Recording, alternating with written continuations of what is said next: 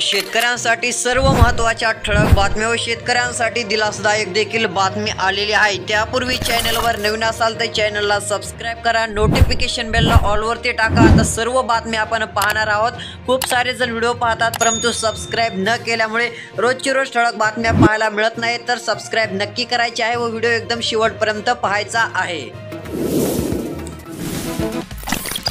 पीक विम्यासाठी आता अतिरिक्त शुल्क घेतल्यास हे केंद्र रद्द। सध्या जर पाहायला गेलं तर कृषी विभागाच्या मुख्य सचिव व्ही राधा यांच्या सूचना आपल्याला पाहायला मिळत आहेत। हा सर्वात मोठा निर्णय पीक विम्याबाबतचा आपल्याला दिसून येत आहे। दुष्काळी अनुदानाबाबत सर्वात मोठी बातमी, केवायसी न केलेल्या ज्या शेतकऱ्यांना अनुदान मिळालेले नाहीये त्या शेतकऱ्यांना अनुदान मिळणार असून संबंधित शेतकऱ्यांनी 10 जुलै 2024 पर्यंत कागदपत्रे जमा करावीत असे आवाहन जिल्हा प्रशासनाने केलेले आहे। सध्या जर पाहायला गेलं तर आता दुष्काळी अनुदान थेट बँक खात्यात लवकरच जमा करण्यात येईल अशा देखील सूचना देण्यात आल्या आहेत। टोमॅटोसह सर्वच भाज्यांच्या दरात पुन्हा एकदा वाढ।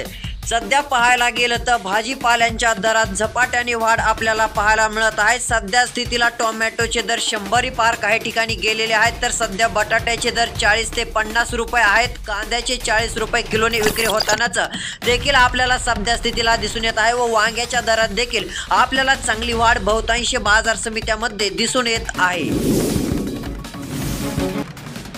उद्धव ठाकरेंनी 50 कोटी मागितले, मी क्षणात देऊन टाकले। मुख्यमंत्री एकनाथ शिंदे यांचा मोठा गौप्यस्फोट। जर आता पाहायला गेलं तर मुख्यमंत्री एकनाथ शिंदे म्हणजे आता त्यांनी असं वक्तव्य केलेलं आहे की उद्धव ठाकरेंनी मला चक्क 50 कोटी मागितलेले होते, तर मी एका क्षणात कोणताही विचार न करता ते देऊन टाकलेले आहेत। मुख्यमंत्री एकनाथ शिंदे यांचा सर्वात मोठा गौप्यस्फोट व खुलासा आपल्याला पाहायला मिळत आहे। याबाबत तुमचे मत काय ते देखील सांगू शकता। 15 जुलैपर्यंत पीक विमा रक्कम मिळणार। जिल्हा नियोजन समितीच्या बैठकीत पालकमंत्र्यांचे आश्वासन। पीक विम्याचे 853 कोटी होणार जमा। नाशिक जिल्ह्यातील शेतकऱ्यांना मिळणार चांगला दिलासा। आता शेतकरी प्रतीक्षेत होते ते म्हणजे पीक विम्याच्या, तर त्यामध्ये नंबर 1 ला जिल्हा आलेला आहे तो नाशिक। नाशिक जिल्ह्यातील शेतकऱ्यांच्या खात्यात लवकरच पीक विमा आता जमा होणार आहे। वयोश्री योजनेबाबत सर्वात मोठी अपडेट। ज्येष्ठ नागरिकांनी मुख्यमंत्री वयोश्री योजनेचा लाभ घेण्याचे केले आवाहन। सध्या पाहायला गेलं तर 65 वर्षावरील ज्येष्ठ नागरिकांसाठी मुख्यमंत्री वयोश्री योजना सुरू करण्यात आलेली आहे। योजनेअंतर्गत पात्र ज्येष्ठ नागरिकांना त्यांच्या शारीरिक अशा सहाय्यभूत साधने व उपकरणे खरेदीसाठी 3000 रुपयांचे आर्थिक सहाय्य दिले जाणार आहे, तर याचा लाभ नक्की घ्या असे आश्वासन आहे। राज्यात विक्रमी 7149 कोटींची पीक नुकसान भरपाई मंजूर। गत वर्षी 2023-24 मधील रक्कम जमा करण्यास विमा कंपन्यांकडून सुरुवात झालेली आहे। याबाबत शेतकरी मित्रांनो आता एक दिलासादायकच बातमी आहे व याबाबत आता लक्ष देखील देण्यात आलेले आहे। सध्या जर पाहायला गेलं तर राज्यात विक्रमी 7149 कोटींची पीक नुकसान भरपाई मंजूर करण्यात आलेली आहे। आता शेतकरी याच्या प्रतीक्षेत होते। शेतकऱ्यांना वाटत होतं की मदत आता सध्या स्थितीला मिळेनाशी झालेली आहे, परंतु त्यातली त्यात सर्वात मोठा निर्णय सरकारचा हा पाहायला मिळत आहे। आता लवकरच तुमच्या खात्यावरती देखील याचे पैसे जमा होतील। राज्यामध्ये विक्रमी 7149 कोटींची पीक नुकसान भरपाई आता मंजूर झाल्याने शेतकऱ्यांना दिलासा मिळालेला आहे। 2023-24 मधील रक्कम जमा करण्यास विमा कंपन्यांकडून सुरुवात देखील झाल्याचं दिसून येत आहे। सर्वात मोठी बातमी आहे। सध्या जर पाहायला गेलं तर सोयाबीनच्या लागवड क्षेत्रात बहुतांश ठिकाणी झाली वाढ। सध्या जर पाहायला गेलं तर कापसाबाबत देखील ही स्थिती दिसून येत आहे। यावर्षी कमी दर मिळाला होता, परंतु अशी स्थिती आहे। सोयाबीन आणि कापसाचा पेरा सर्वाधिक आपल्याला पाहायला मिळत आहे। सध्या जर पाहायला गेलं तर कापूस व सोयाबीनचा पेरा 82% आपल्याला काही जिल्ह्यात पाहायला मिळत आहे, अशी स्थिती दिसून येत आहे। त्यातली त्यात जर पाहायला गेलं तर यावर्षी सोयाबीनला कमी दर व कापसाला देखील कमी दर होता, परंतु पेरा अधिक आहेच। राज्यातील शेतकऱ्यांसाठी दिलासादायक बातमी आहे। 2023चा उर्वरित पीक विमा जुलै अखेरपर्यंत देणार, धनंजय मुंडे यांचे आश्वासन। आता जर पाहायला गेलं तर त्यांनी मीडिया समोर जाहिराती मुलाखत देताना 2023चा उर्वरित पीक विमा जुलै अखेरपर्यंत देणार असल्याचं सांगितलेलं आहे। शेतकऱ्यांना ज्याची प्रतीक्षा होती ती प्रतीक्षा आता लवकरच संपणार आहे। सध्या जर पाहायला गेलं तर पीक विम्याबाबत सर्वात मोठा निर्णय देखील घेण्यात आलेला आहे व आता पीक विमा कंपन्या देखील मान्य झालेल्या आहेत। सध्या स्थितीला शेतकऱ्यांसाठी एक दिलासादायकच बातमी म्हणावी लागेल। आता सरकारकडून ही एक शेतकऱ्यांसाठी आनंदाची बातमी खरीप पेरणीच्या तोंडावर।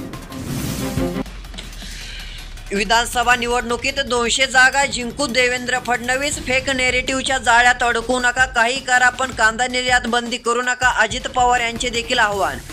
सध्या जर पाहायला गेलं तर देवेंद्र फडणवीस यांचे असे म्हणणे आहे की 200 जागा जिंकू व फेक नेरेटिव्हच्या जाळ्यात अडकू नका असे देखील म्हणालेले आहेत। सध्या जर पाहायला गेलं तर आताच काही फेक नेरेटिव्ह देखील आपल्याला पाहायला मिळत होते, जेणेकरून की त्या जाळ्यामध्ये अडकू नका असं देखील देवेंद्र फडणवीस म्हणालेले आहेत। सध्या स्थितीला सर्वात मोठी बातमी आपल्याला दिसून येत आहे। विधानसभा निवडणुकीत 200 जागा जिंकू असे देखील म्हटले आहे।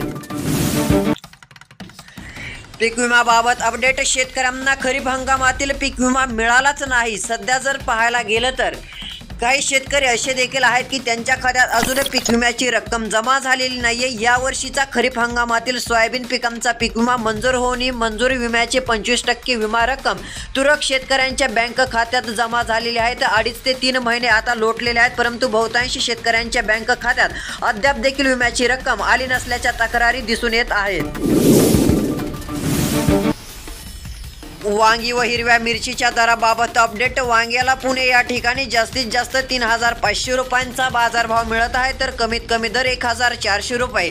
तर सरासरी दराचा विचार केला तर सरासरी दर 2,450 रुपयांपर्यंत पाहायला मिळत आहे। हिरव्या मिरचीबाबत जर पाहायला गेलं तर हिरव्या मिरचीला पुणे या बाजार समितीत जास्तीत जास्त 4,500 रुपयांचा दर, तर सरासरी 3,750 दर कमीत कमी 3,000 रुपयांपर्यंत बाजारभाव मिळत आहे। या ठिकाणी आवकेचा विचार केला तर आवक या ठिकाणी 670 क्विंटलपर्यंत आपल्याला पाहायला मिळालेली आहे। म्हणजे एकंदरीत विचार केला तर आता बाजारभावामध्ये चांगली तेजी आपल्याला दिसून येत आहे। वांग्याचे दर देखील आता वाढू लागलेले आहेत। ई-केवायसी अभावी शेतकऱ्यांचे अनुदान रखडल्याची राज्यभरातून स्थिती। सध्या जर पाहायला गेलं तर फक्त ई-केवायसीचे कारण आहे। ई-केवायसी न केल्यामुळे मदत शेतकऱ्यांच्या खात्यात येईनाशी झालेली आहे। सरकारकडून कोट्यवधी निधी जे आहे ती शेतकऱ्यांसाठी आलेला आहे, परंतु शेतकऱ्यांनी ई-केवायसी न केल्यामुळे त्यांच्या खात्यामध्ये अजून देखील पैसे आलेले नाही आहेत। सध्या जर पाहायला गेलं तर निधीसाठी तात्काळ ई-केवायसी करा असे देखील आव्हान देण्यात येत आहे, परंतु शेतकरी ई-केवायसी कडे लक्ष देत नाही। अकोल्यात हरभऱ्याला प्रति क्विंटल 6,000 रुपयांचा दर। स्थानिक कृषी उत्पन्न बाजार समितीत हरभऱ्याचे दर स्थिरावले आहेत। सध्या सरासरी 6,000 रुपये प्रति क्विंटल दराने विक्री होत असून सध्या स्थितीला 6,000 रुपयांचा बाजारभाव मिळत आहे। अकोल्यामध्ये हरभऱ्याचे दर 6,000च्या पार देखील जाण्याची शक्यता सध्या स्थितीला दिसत आहे। राज्यातील शेतकऱ्यांसाठी दिलासादायक बातमी। आता जर पाहायला गेलं तर शेतकऱ्यांसाठी 7,149 कोटींचा निधी आता पाहायला मिळणार आहे। नुकसान भरपाई मंजूर झालेली आहे। ही एक दिलासादायकच बातमी म्हणावी लागेल। सरकारकडून शेतकऱ्यांना चांगलाच दिलासा मिळणार आहे। सध्या जर पाहायला गेलं तर 2023-24 मधील रक्कम जमा करण्यात विमा कंपन्यांकडून सुरुवात देखील झालेली आहे। आता लवकरच शेतकऱ्यांच्या खात्यामध्ये रक्कम देखील येईल असं आपल्याला पाहायला मिळणार आहे। प्रधानमंत्री पीक विमा योजना खरीप 2023 अंतर्गत जे आहे ते सहभागी झालेल्या शेतकऱ्यांच्या बँक खात्यामध्ये आता लवकरच मदत जी आहे ती जमा होणार असल्याचं देखील सांगण्यात आलेलं आहे। ही एक दिलासादायक बातमीच आहे। शेतकऱ्यांसाठी सर्वात मोठी बातमी आहे। तुमच्या जिल्ह्यात पाऊस झालेला आहे का नाही ते देखील नक्की कळवू शकता। आता आपण पावसाबाबतचा देखील अंदाज देणार आहोत, त्यासाठी फक्त जिल्ह्याचे नाव सांगायचे आहे व पीक विम्याबाबतच्या देखील अपडेट पाहायला मिळतील। जिल्ह्याचे नाव कमेंट केले की उद्या त्या जिल्ह्याबाबत पीक विमा मिळणार आहे का नाही सविस्तर अपडेट देखील दिली जाईल। सध्या जर पाहायला गेलं तर राज्यात बहुतांश ठिकाणी मुसळधार पाऊस झालेला आहे। तुम्ही लाईव्ह पाहू शकता कशा प्रकारे शेताच्या बाहेर बांध फुटून पाणी वाहत आहे, अशी स्थिती आपल्याला काही ठिकाणी पाहायला मिळत आहे। मराठवाडा विदर्भामध्ये पुन्हा एकदा पावसाची शक्यता आपल्याला पाहायला मिळू शकते असा अंदाज दिसून येणार आहे। रोजची रोज अपडेटसाठी चॅनल सबस्क्राईब नक्की करा। धन्यवाद।